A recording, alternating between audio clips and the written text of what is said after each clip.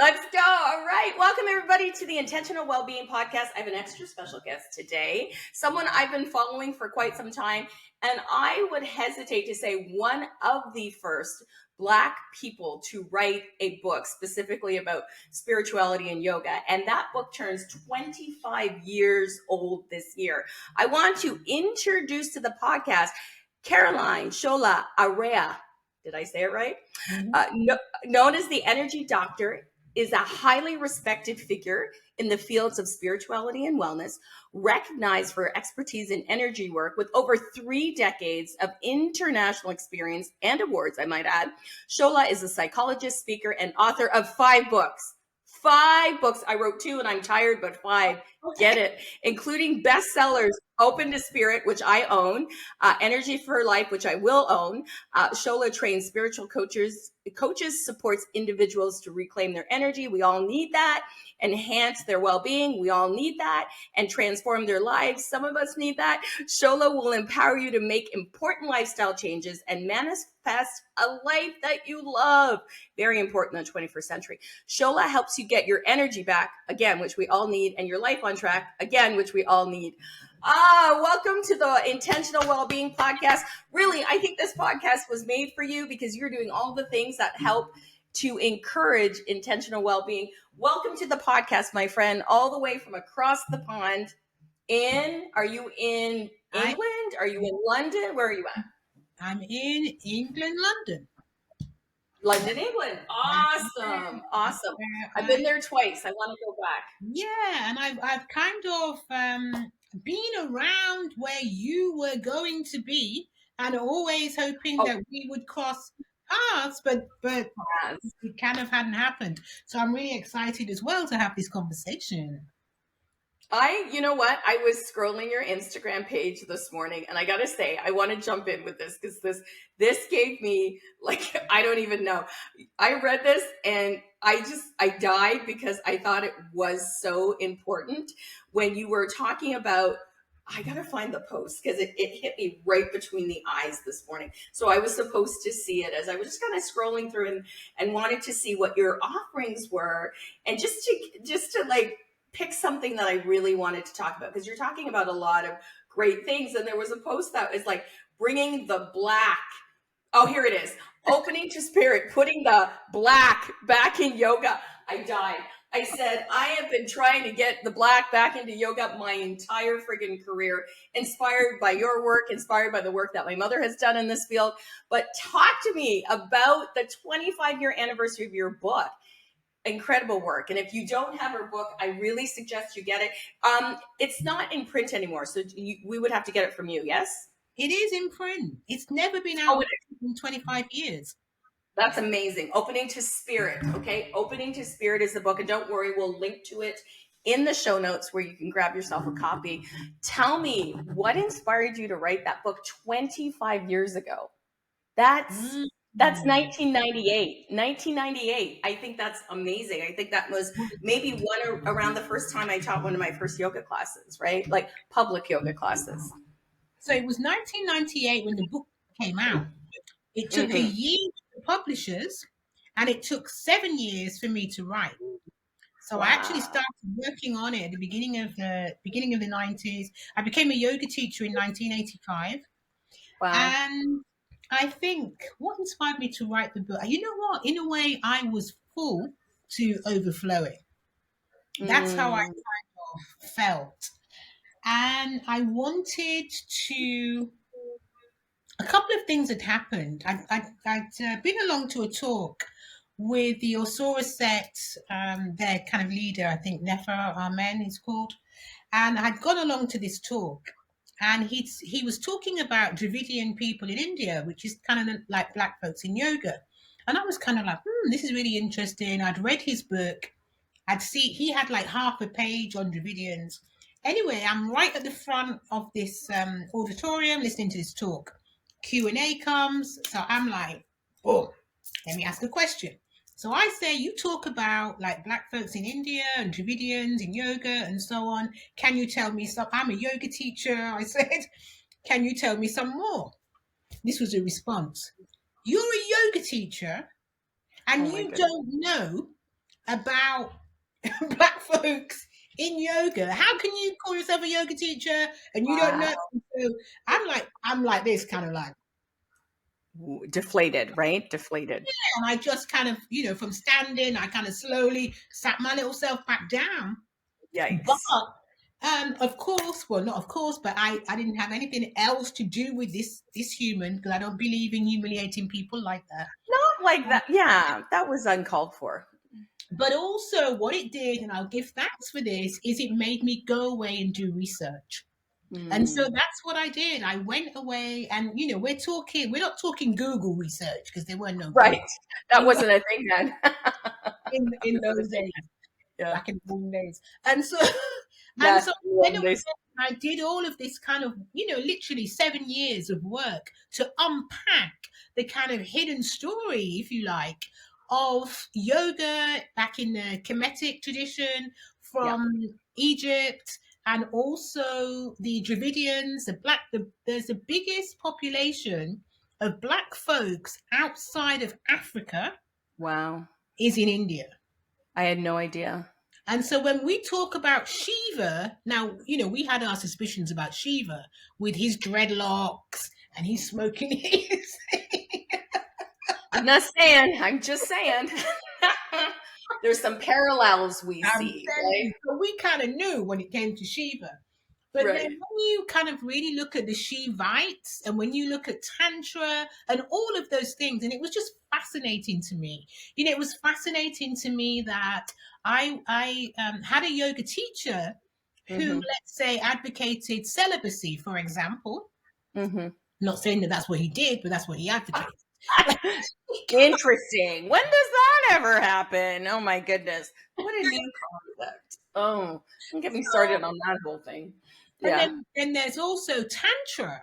And so I was kind of like, how do these two things fit together? It wasn't making sense to me. And so there was lots of questions that I had. And also I was really fascinated by the chakras and energy in terms of bringing my own work together, because my own work had involved kind of the physical aspect, somatic work. I'm also a psychologist, spiritual work. And anytime someone asked me, what do you do? I was like, I couldn't really answer because I did so many things.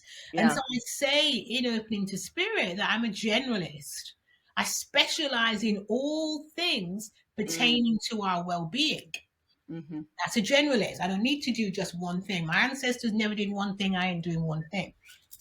And so we're not built that way, I don't think, as those of us from the diaspora. We're not really built that way. Not really how we flow. And so that kind of made me want to bring all of those things together. And essentially that's what I did in Opening to Spirit, and just focused it really on energy, focused on the correlations with African spirituality and the yogic tradition that I knew, and just really looked at all of the things that support us on every level. So including culturally. I literally put the black back. We're there and it needed putting back. I put it back and, move forward from there. You put it back 25 years ago when this was not a common conversation. You put it back where you probably even saw less diversity than we are seeing now, because we've only come to start talking about this topic, I would say mainstream anyway, out in the public where people are, actually talking about this in the last 10 years or so. Like it just was... when I came to the yoga space, I came to the yoga space with my mother. My mother got a book while she was studying in England. My mother went to school in Lancashire. So she immigrated from Barbados to Lancashire, took her nursing degree in Lancashire, and bought this book when she was in England called Be Young with Yoga back in 1960, whatever. She put the date in here. In 1962, she got this book. And so this book has that old book smell. She gave it to me when she moved into her new condo. She says, I've read it, I've reread it, I read it again. You can have it. And that's the journey she took into yoga. And then she taught it to me when I was a little kid. And I never really saw people of color at all, not even South Asian folks in the yoga space, let alone Black folks. And there was a lot of hiding your yoga for my mother from the church because it was really poo-pooed upon in the Black church and in the churches that my mom was going to as a new Canadian to Canada. I'm Canadian, I'm living in Canada. And so this was like something I had never considered because I'd always just kind of done it at home with my mom. So when I stepped into a traditional, I put that in quotations, let's call it a commercial mainstream yoga space, somewhere in the 90s, right around the time that Madonna was, did the red string and the Kabbalah and did her movie and all that. And then all of a sudden everybody was doing yoga, right? The celebrity touch to yoga that brought everybody in. I didn't have any interactions with other Black folks. What was it like for you? Like 25, 1985, you became a yoga teacher. Well, for me, because I became a yoga teacher in India, and I did a lot of study in India and also in Sri Lanka. And so when I think about it, I was surrounded by people of color doing yoga. Right, for sure. And there were white folks there as well. But for me, it was kind of normal that, I don't think there's anybody there who was my color. But there were people of color there. And some folks in India will be my color. Right, of course. And so I never really saw it as not Black. Right. Okay. I did my practice. I loved it. Completely transformed my life. I came back to the UK. It was what I call kaftan and slipper time, because it wasn't, yoga was not a thing. You were weird. You were. Oh, yes, it was on the fringe for sure. No expensive mats, no expensive sportswear, no magazines with people doing performative and acrobatic poses on the front. Even when Yoga Journal came to be, probably in the early 90s, we weren't seeing what we see now, that attachment to yoga as a commodity, that attachment to capitalism in yoga, that attachment to the European beauty standard being attached to the asana practice. So nothing like that. We were still getting thrown out of church halls. Oh, so we would book a church hall, we would do a teacher class, and I used to do meditation practice with, I had something called System Room Meditation, and we used to do it each month. And the amount of times I had my whole group thrown out of a church hall when we just wanted to be doing our meditation. Wow. And in those days, I was a spokesperson for the BBC. So anytime they had this kind of question around Christianity and yoga and what the issues were, they would call me up to speak on it. That's incredible. Issue at the time, and there was no, literally we needed a hall, we needed a space, and they were the spaces that we used. And as you said, there was not a yoga studio on every street corner at all. Not like it is now. So when you were being kicked out of these church spaces, why were they telling you? What were they specifically telling you to kick you out? Because if there's a group of people sitting quietly in meditation, what disturbance would ensue for them to just come in, round you all up in the most peaceful of places, in the place where you think you'd want to connect with God, the universe, the higher spirit, your higher self? What was their excuse for kicking you out? I'm just curious. You just said it right there, because we're connecting with the higher spirit. And you can't connect with anything apart from God, Jesus, church, and the language of the church. And so the fear was that what we were actually doing, and I guess they were afraid for us, what we were doing through the meditation, we were emptying our minds. Right. And that meant that something else could come in. And so it was just a big no-no. You can't, as soon as they found out that what I was doing was called yoga, it was time. Wow. And I've literally been on the street.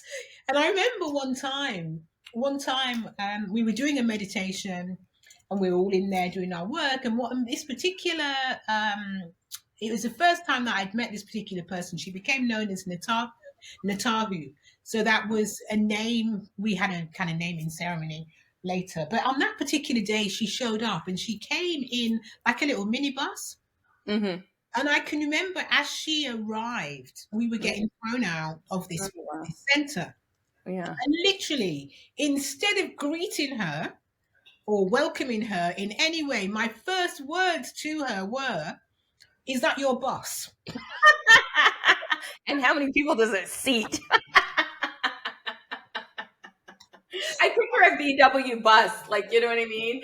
Like, or like you know, with those big passenger vans, like that hold 11 people, her minibus.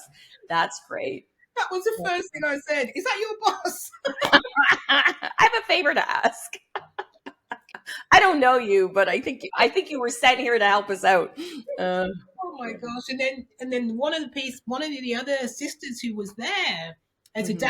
dancer, she had a rehearsal space, Okay. and so literally we all packed into what cars we had and the bus, Uh-huh. and Uh-huh. we went to this rehearsal space to continue our meditation. So Which is that's really how it was. I really think it's interesting how there seems to be this fear from the church, whatever that modality of faith is that you're emptying your brain and then something else can enter into that space when you're supposed to be in a place. And I'm not religious in any way.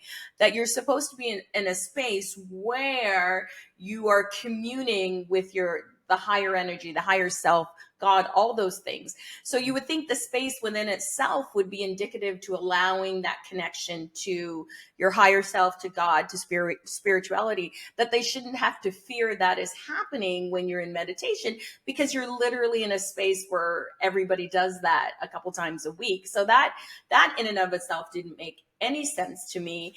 And the mere fact that I always think about, if you pray, you're talking to that to God or that higher spirit or that higher self, or you're connecting in some way to supreme consciousness.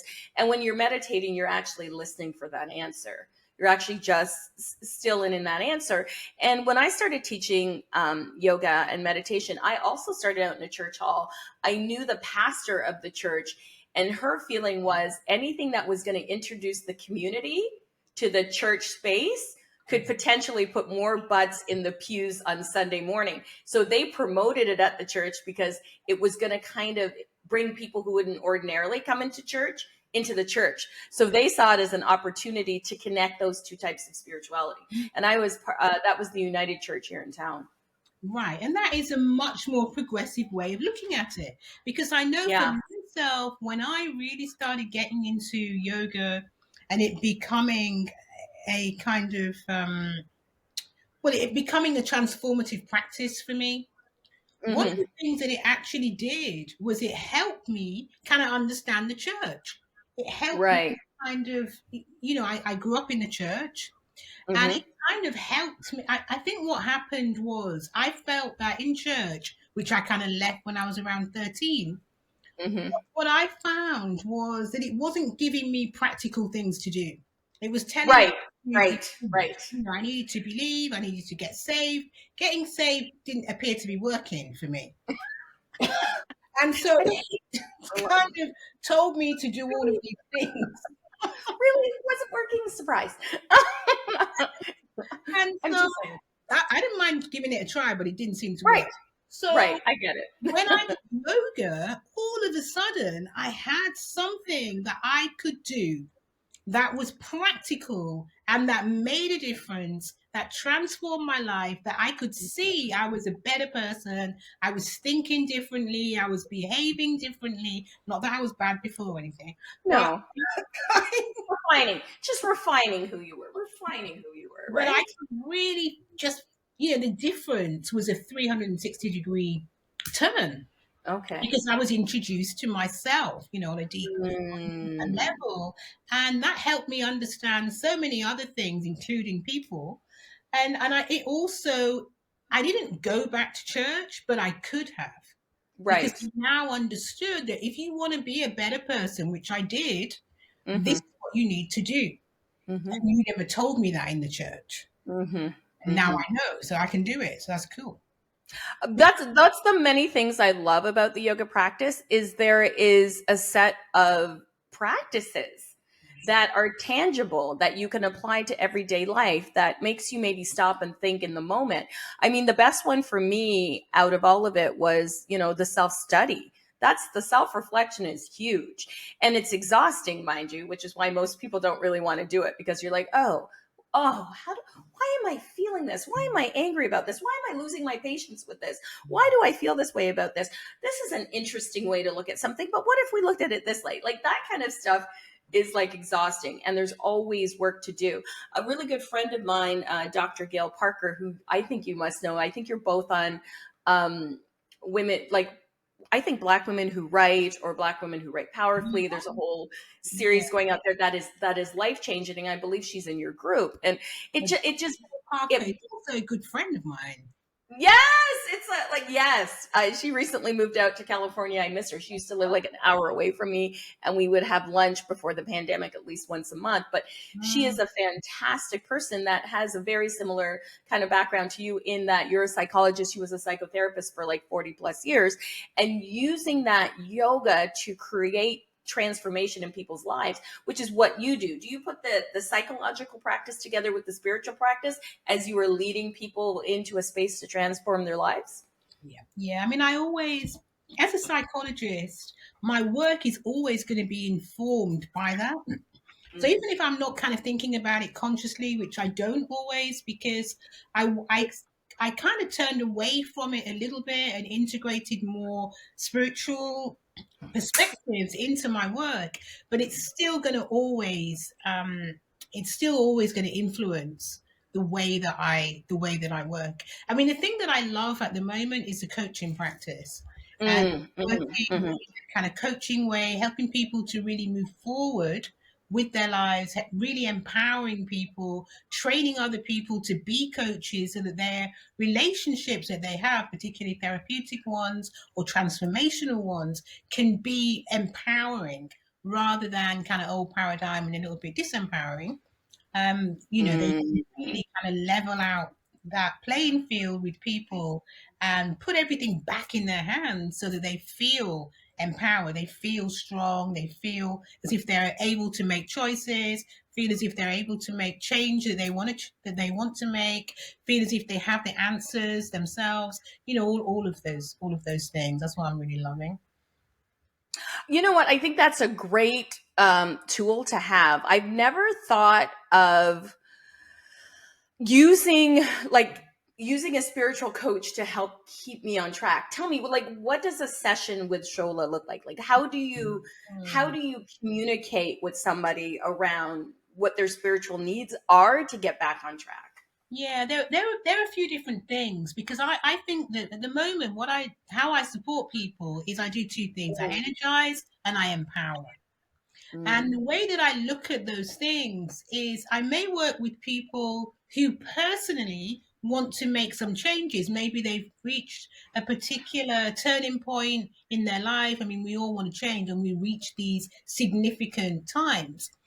mhm, Sometimes you may have lost a job, may have lost a partner, children may have grown up and be leaving home, or you just may right. have come to one of these significant places where you know there's more to life. And so Mhm, I'll support people to really navigate that process for themselves, to kind of go inside, to work with the energy, to journey with the chakra system, and also kind of physically. So to look at things like diet, look at things like mindset, look at things like rest, energy oh my balance. goodness, Chris. Yeah. So all of those things, that's one of the ways that I work with people. And the other way that I work with people, having worked in this area myself for 3.5 decades, is Yeah. supporting other people who want to build a kind of purpose-driven business. And so I also Mm. mentor people around their business as well to keep it kind of purpose driven, keep it heart centered, but at the same time be able to pay the mortgage.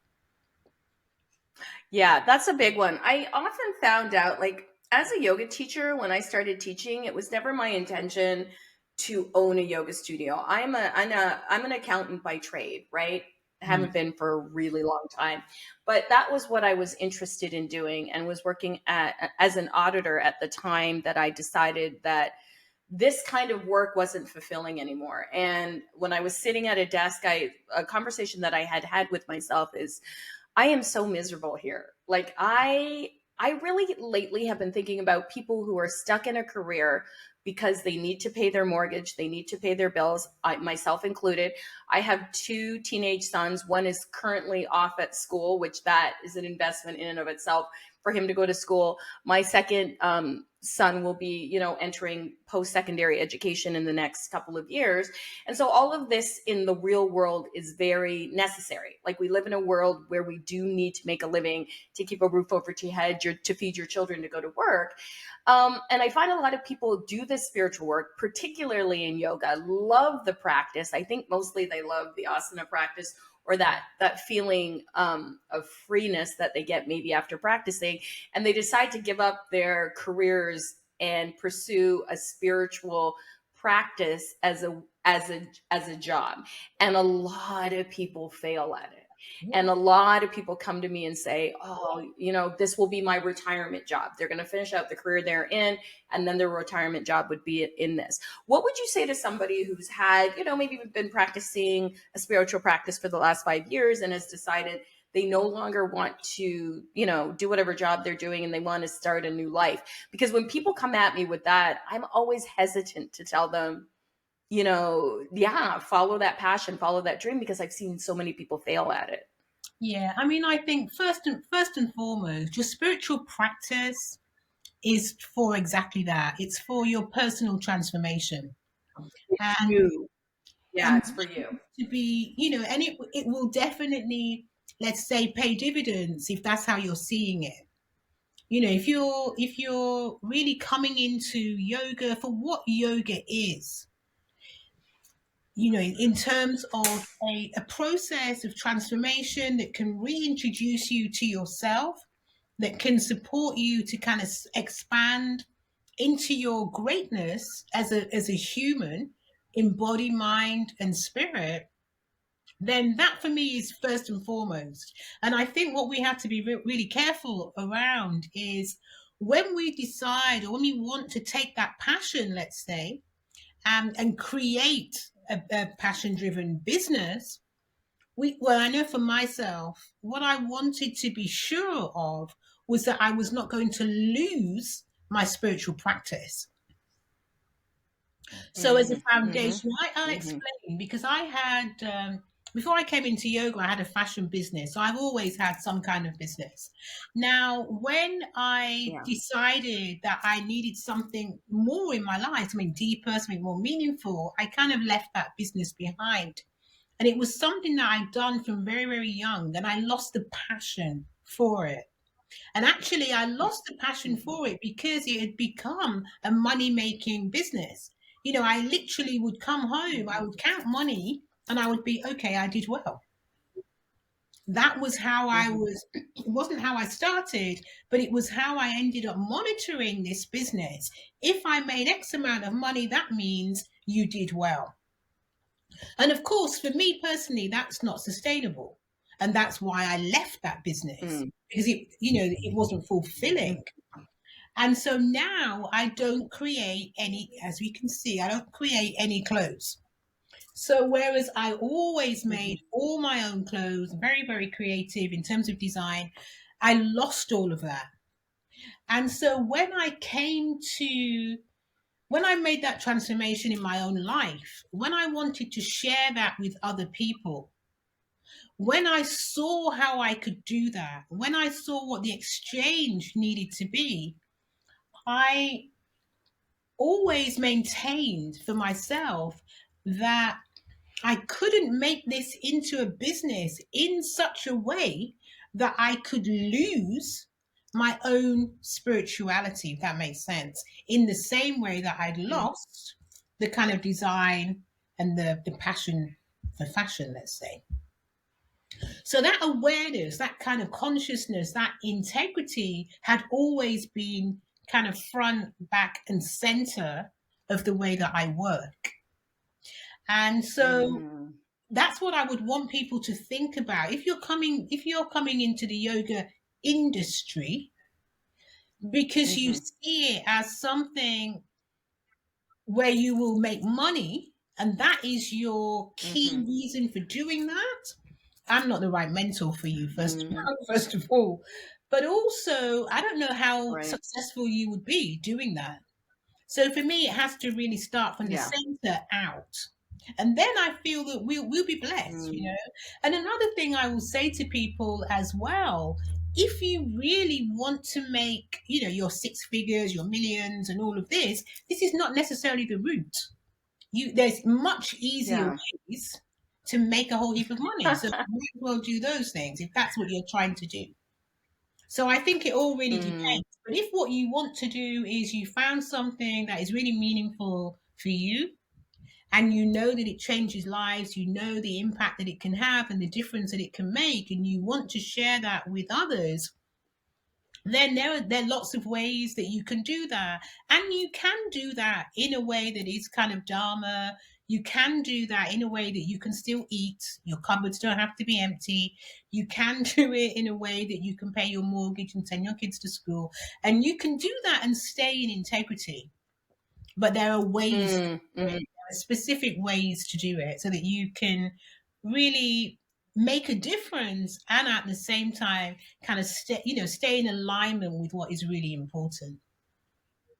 I think that's the big one. And I sometimes think when folks come to me and want to leave their current careers because they're miserable and they want to pursue yoga as a way to support themselves and to share the passion of this practice with folks, I also think people come into it and don't really, like you say, have the right intention for it. That's they have it has to be something bigger, it has to be something heartfelt, it has to be something um that connects with your integrity, and that is ultimately your dharma.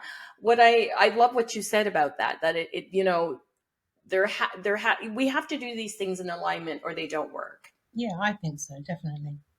And I mean, in the time that I've been Definitely. doing this, I've seen so many come and go, and I think, yeah, that's Yeah. what happened. Yeah, if Yeah. you're not in alignment, that's what will happen. And also, you go on to the next thing. Whereas for me, I can't Yeah. go into the next thing from yoga, because it is a thing Right. for me. So I It can't, is the thing. yeah, I don't Yeah. have anywhere else to go. So I have to make sure that this is done well. And it's interesting because I don't teach asana. I haven't taught asana since 1997. I stopped teaching asana class. But Wow. I'm still, I remain a yoga teacher. All of the work for me Yeah. is Yeah. based on the, Yoga is not just asana. yeah, it's based on the I philosophy and I teaching. think people need to understand that. Yeah. Yeah, and Sorry, there's a bit of a delay. yeah, most of my work I said there's a little bit of a delay. right. Sorry, you go. My work is based on energy and really understanding the philosophy and understanding the psychology as well of yoga. Mm, And so it's always, I do teach a little asana, but I don't teach asana class. right. I taught asana for 10 years and then I stopped.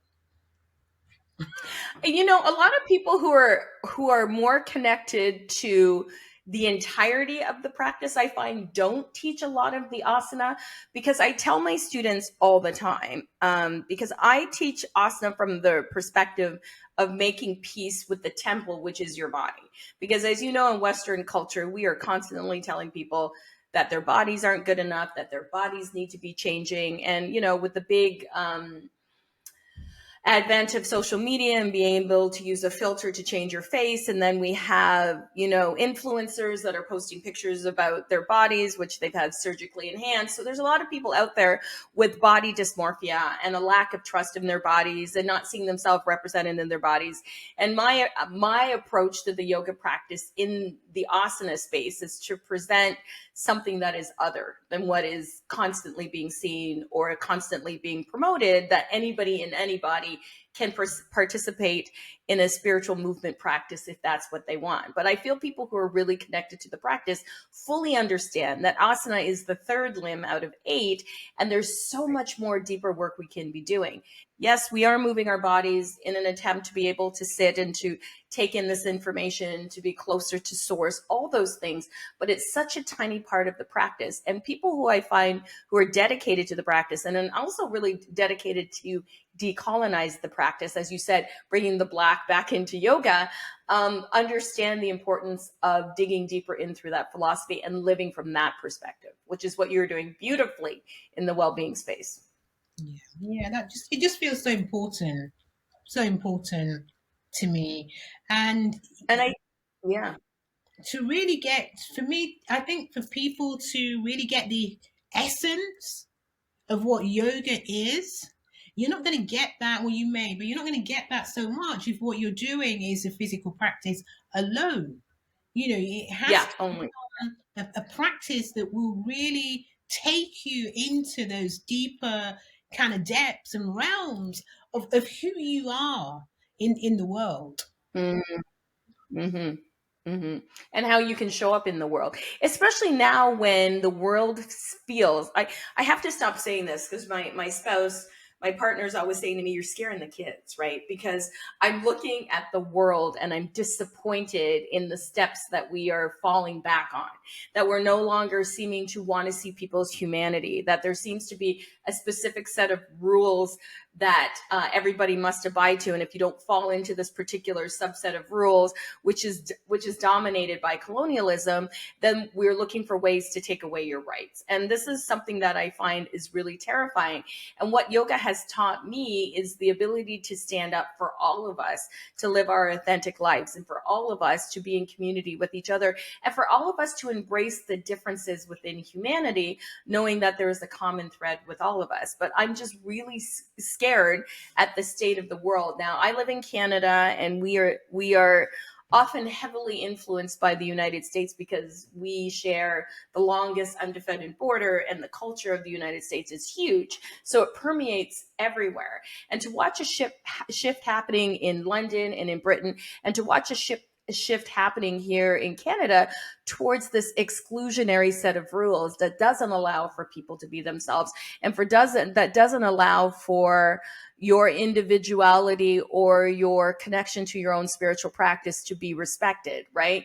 That we have people who are trying to change laws and put laws in place that keep people really connected to this idea of colonialism and a colonial mindset. Yeah. I mean, I'm always reminded by my friends, particularly in the US, that I live in the belly of the beast. Oh, okay. They like to remind me that, this is kind of where it all started. Right. Yeah, Right. which is true, and that it's around us all the time. But I think what yoga also allowed me to do was have that place of kind of refuge as well, and a place Yeah. where I'm kind of almost taking my own equity, if that makes sense. So a Mm-hmm. place where I how to describe. I think that we all come in with a purpose, a divine purpose, something that we are to do in the world. I think of it as a piece of the jigsaw puzzle, and we all come in. Mm-hmm. And I think so when we arrive and we find that for some people, for a myriad of different reasons, it's more difficult to express your piece of the jigsaw puzzle, and for you to be that. What is important to me is that while we're, let's say, fighting for a seat at the table, that we don't forget what our actual purpose for being here is. Mm-hmm. So my purpose for being here is not to fight to get a seat at the table. That's not why I'm born. That's not why I came in. I have something unique to really offer in this world, as does every other, human. I like to say that you are totally unique. just like everybody else. Yes. And so we all have something to Yeah. offer.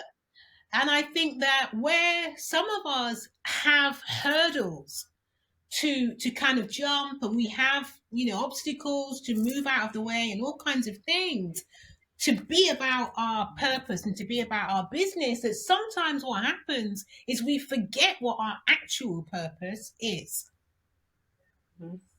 And that for me is really important, to either remind people to live on purpose, and really come back Yes. to Intentional. an expression of self, a unique Yep. expression of self. And so, yes, there's work to be done. And there's still work to be done. And no Yes. doubt that work to be done is going to go on for a long time. And I think that for us to Yes. also to connect to our unique dharma, to our unique purpose, to our unique reason for being born is also really, really important. We need not forget, that unique piece of the puzzle that we bring into the world. Absolutely. And I always say how uninteresting the world would be if we were all forced into these kind of cookie cutter situations, that we don't have the ability to express our uniqueness, that we don't have the ability to bring the spice that we bring to life, right? We bring spice. We're doing the things that elevate humanity, and it's important that we preserve that and we keep those rights available for all of us, because I look at yoga for myself and in my practice as a bit of a political animal, because everything we do is political. Everything has the potential to influence people's lives, to change people's lives, to get our lives back onto track, to connect with others. And I think what you're doing, helping people find their path, helping people connect with who they are, helping people streamline their purpose, is a big part of creating a collective that serves all of us, and creating a collective that's about intentional well-being and about care and interrupting harm in the world for all of us, right? So that we are in community, we are in unity, because at a time right now in the world, things feel very disjointed. And I kind of think there's a life before the pandemic and there's a life after the pandemic. And a lot of us had some real trauma during the pandemic. So I think a lot of us are in need of a reset, that we've kind of lost our purpose because we've been sitting at home watching the world unfold around us and not knowing how to be a part of it or how to connect with it post-pandemic. Yeah, and I really kind of think that was a huge wake up, a huge wake up call. I think Yeah, of the kind of for a lot pandemic. of people. Yeah, absolutely. I like to call, I refer to it as kind of the goddess Rona, Oh, okay. because Corona actually is a goddess, is the name of a goddess. And so I had no idea. yeah, so the Corona is the name of a goddess. And so I like to be on kind of first name terms with the goddess Rona, and just speak with her and just see what's happening. And so the way that I saw Right. it was the goddess Rona kind of turned around and said to us as humans, you all need to sit yourselves down, go back in your house, and reflect on your behavior. So Sounds like my mother. You need to go to your room, sit on your bed, and reflect on your behavior. I laugh because I've heard this many times in my life. yeah, and so I think that that's what the goddess Rona kind of really said to us, like, no, no, no, no, no, you cannot carry on like this. You'll need to stop. Mm-hmm. And so, and so the goddess Rona had us stop for like two years, and almost 3 years. Yeah, And as we're kind of almost 3. yeah, almost 3, as we're kind of coming out of that, I do believe that there's the potential for a new consciousness to emerge. Yes, And so, agreed. for me, Agreed. that's what I'm kind of interested in. What is this new consciousness that is emerging, and how do we really facilitate that unfolding and that process of Yeah. something new, a new paradigm being birthed and kind of coming into being? Which scares, I think, a lot of people, because a lot of people are grasping and holding on to that old paradigm, which is why I think we see that shift of laws and of attitudes, that there's a real awakening. I kind of think of it, when you mention the goddess Rona, I kind of think of it as the flip, right? the flipping from the patriarchy to the matriarch, that flip of that divine feminine energy, that change to caring and looking out for each other, that moving away from every person for themselves and how much money can I make off a particular person, that kind of stuff, moving away from that mindset and coming to more of a collective well-being mindset, that we are looking out for each other, that nothing happens in a vacuum, nothing happens without connection, and knowing who we are, knowing what our purpose is the first step to making that connection to others. That's what I kind of glean from this conversation. Yeah, and I totally agree, because it's a kind of like a mass healing. If we're ready, if we're Yes. able to accept that, if we're able to go there, then we have that potential for healing en masse, really across. We have the potential for Yeah. yoga, we have the potential for unity. We have the potential for Mm-hmm. ahimsa, to really look at what is it that Yeah. will cause no harm. What do we need to do that is Yes. truly not causing harm? How can we come into more satya? How do we come into that real place of truth? And so, yeah, I mean, I totally Yeah. agree that as we come out of this, forced grounding by the goddess, then, we Yeah. have that real potential for yoga, for unity. Absolutely. And that's what it's all about. As we come up on the hour, I wanted to talk about some of the programs that you are offering. First of all, tell us a little bit about the work. I know you have a new program launching in May. Can you share what you're doing in May? I would love to hear how that works. And I'm sure our listeners will want to connect with you on that. Yeah, I love to talk about that. That is a program that actually I have been bringing into being all through lockdown and before, and it's called Mm. Shechem Mayat. Shechem Mayat, and it really speaks to what we've just been talking about, because it is about cultivating the energy of the divine feminine. It works with the Mm. triple goddess and also Mayat herself. So Mayat is the goddess of the heart. So I speak about Mayat in opening to Mm. spirit, but Mayat is also the goddess of justice, of truth, of balance, of Mm. order. It is her scales that you I will love see on the courts. So today, if you go and look at a courtroom, there's going to be some scales. They it. are the scales of Mayat. And so this particular program, it's a healing program, and it's a kind of healing journey. It's a journey of really healing the heart and claiming my art. And it's in kind of three parts. I Mm. have an initiate program is the first part of it, and then there's a practitioner part, because there's also kind of literally hands-on healing. There's deep divine rest is a big part of this program. And then what I'm wanting to do as well is have people who will be trained to also train others in Shechem Mayat. Mm. It's really about healing the heart and coming back to our nature, Mm. really remembering who we are, coming back to our true nature as kind humans. And really, it connects Mm. to the oldest healing systems that we know, that come from Kemet, that come from Central Africa as well, and also from the kind of ancient Egyptian systems.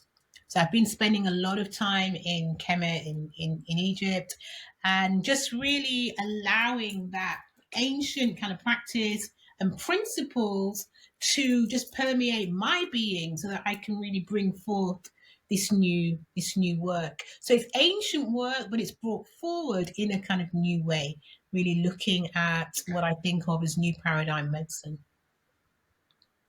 I love it. I love it. That sounds fantastic. And where can somebody register for this? Oh, good question. Can I give you a link that we can share in the Yes. notes? Yeah, so we can do that. I Yes. mean, I'll Yeah, give. so I'll link it into the show notes. Yes. Yeah. So for right now, I think that your website is probably is that the best way for people to Perfect connect with you? place. Yeah, my website is the perfect place, and particularly if you sign up, I think on the first page there's a little opportunity to sign up. What happens if you do that signing up is you will get a guide to managing energy and creating more ease in your life. which is Nice. really, really, Nice. really useful. And then also you will be the first to hear when Shechem Maya is launched. It's going to be in May in the Wonderful. Washington DC area Area. in Okay. the US. Wonderful. Yeah. But you'll be the first to hear as long as you signed up. So if you go to your website, it's energy4 lifecoach.com, and you can check out all the offerings. I think this offering is going to be incredible, and it's in the DC area, so that's pretty central in the Eastern time zone. So again, energy 4 lifecoach.com, and you have access to all her events, retreats. I'm looking at your Egypt retreat, the sacred journey. That looks beautiful. Yes. I really want to get to the continent, and that's an opportunity to journey through the chakras and the temples of Kemet. So that's beautiful. And I'm loving all the pictures that you're sharing here. So it's something that if you've been meaning to, oh, look at you in front of the pyramids. If you've been meaning to really reconnect with that part of yourself, I think that's an awesome retreat. I have to go to the continent. I want to feel like it's like what it's like to step on that soil where my people have come from, because we've been so incredibly disconnected from that part of our knowing and that part of our being. So to take that journey with somebody who is intensely connected to their spirituality and purpose, I think could be life-changing if that's something that you're looking for in the retreat space, for sure. Just that real It connection looks just gives such a connection to your greatness. And it's I yes, I love transformation, I call it transformation vacation because that's what it is. It's a I transformation. love that. I love that. It's definitely, and it gives you so much space for transformation in the beauty of that space. So to take it all in, I think it just, that would be a big 360 for a lot of folks. And we've talked a lot about this on the pod, but I want to ask you specifically, you personally, what does Shola do for intentional well-being? If you are taking care of yourself and not others, just you, just for you, something that's intentional just for you, what is that? Ooh, my favorite things. What are my favorite things? I absolutely, and this is not because it's a new kind of self-care thing. I've always loved it. I love being in the spa. I love the hammam and the spa space. So that's really important to me.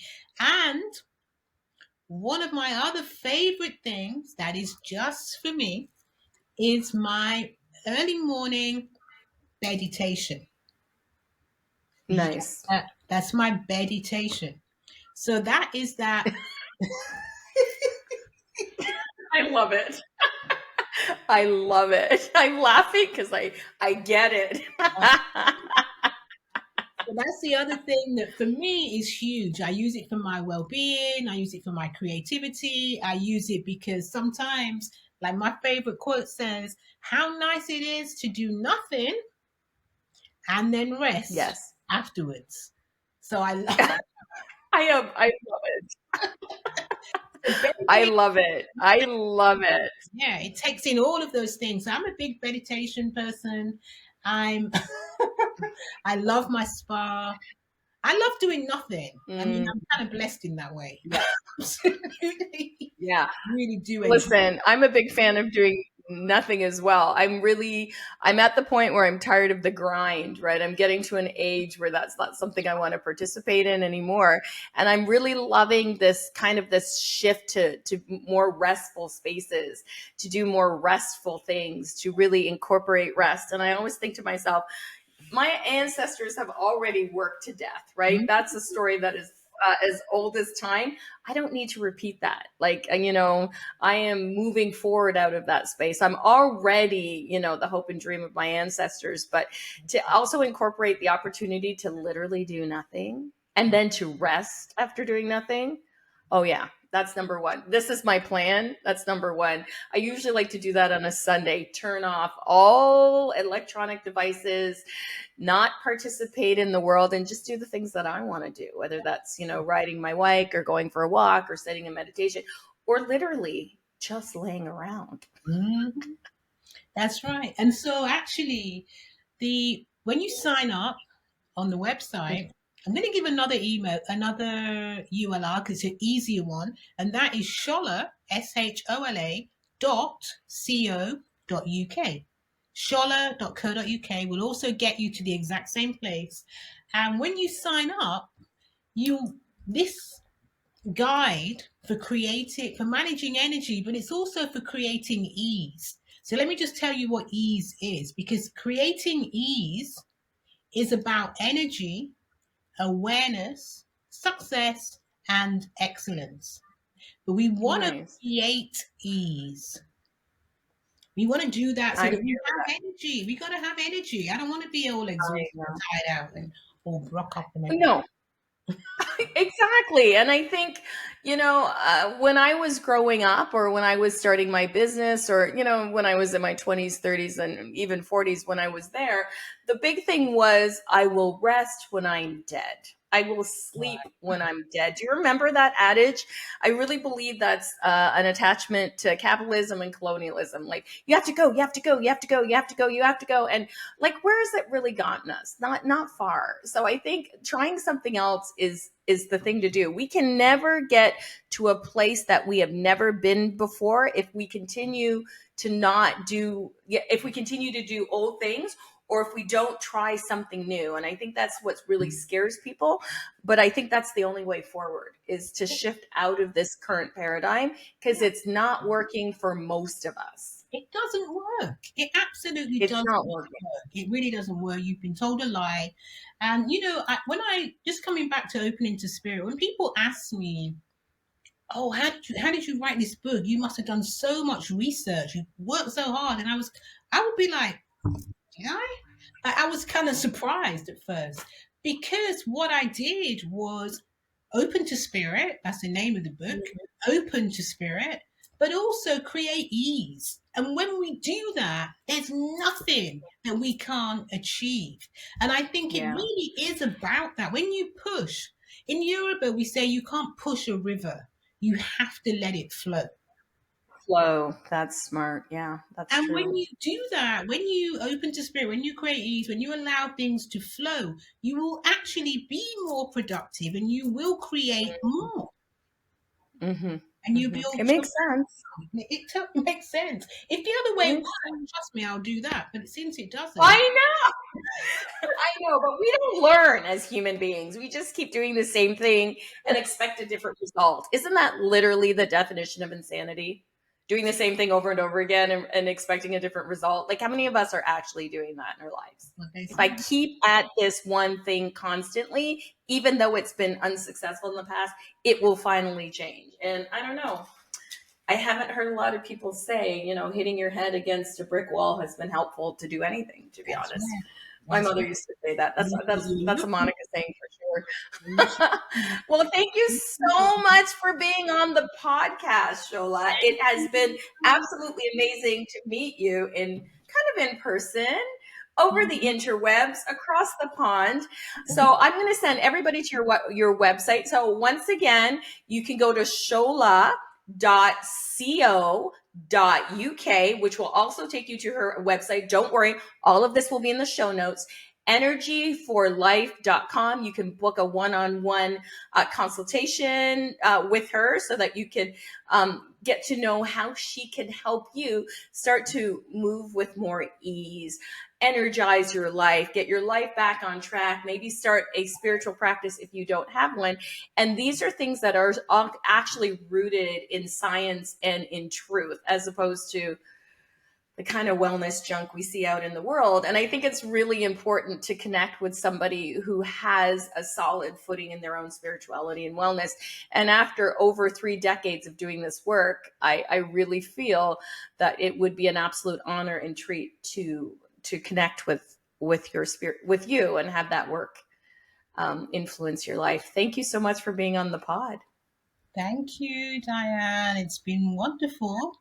And I'm thinking, I feel Thank a little bit like, when Ayanla and Oprah get together, like old friends, and they just sit talking, talking, talking. Yes, I do. I love to see her banter back and forth with Diana and also with Gail. I love to see the two of them, go back and forth. Yeah, I feel that too. This has been a wonderful experience. Thank thank you so much for being here. Thank you to everybody who's listening in the podcast. Please, if you think this podcast can help somebody in your life, share it, comment on it, reach out to Shola, reach out to myself. You can find this podcast anywhere you listen to podcasts, and we're always interested in sharing an experience. And once again, thank you, Shola. And to everybody else on the podcast, make sure that you are intentional with your well-being.